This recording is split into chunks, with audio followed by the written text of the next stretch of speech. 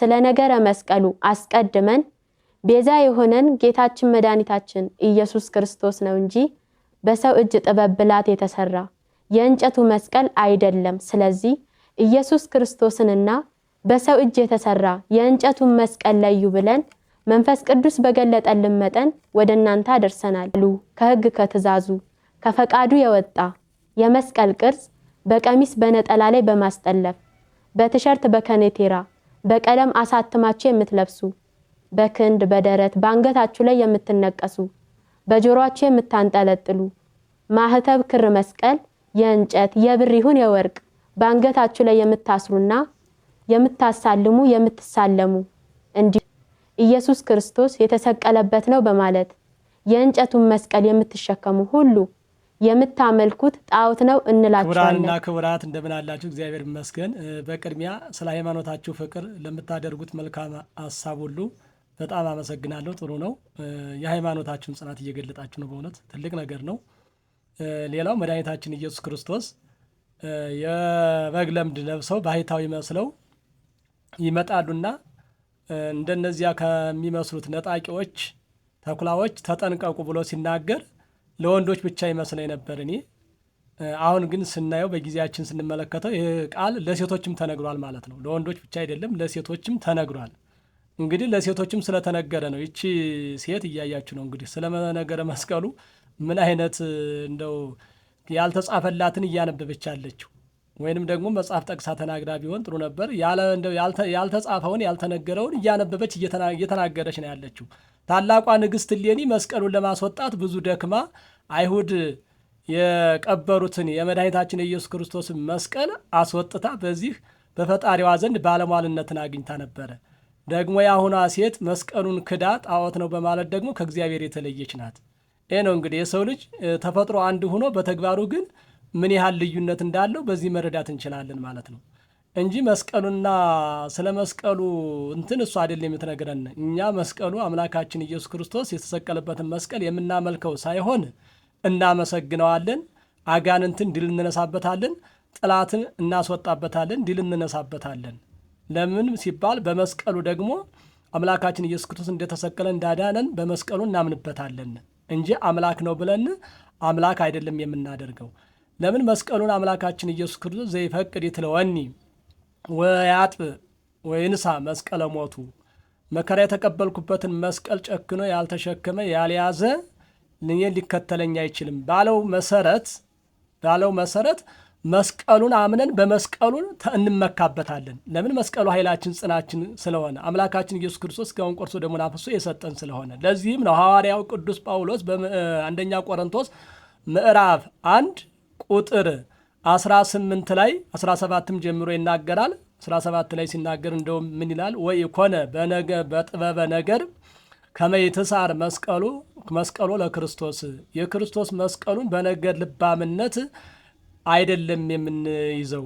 በነገር ልባምነት እንደው ዝም ብለ በከንቱ ለማለት ነው። በከንቱ አይደለም የክርስቶስ መስቀል የምናምንበት ኃይላችን ነው፣ ጽናችን ነው፣ እንድንበታለን፣ አጋንንትን ድል እንነሳበታለን ብለን የምናምንበት ያለው። ከዚያውም አያይዞ ምን ብሏል?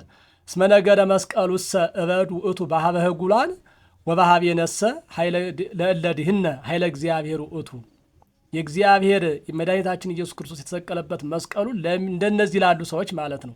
እንደነዚህ መስቀሉን ጣዖት ነው ለሚሉ ሰዎች ሞኝነት ነው፣ አይድኑበትምና ለእኛ ለምናምንበት ግን ኃይላችን ነው፣ የእግዚአብሔር ኃይላችን መስቀሉ ነው ብሎ ስለ መስቀሉ ክብር ተናግሯል።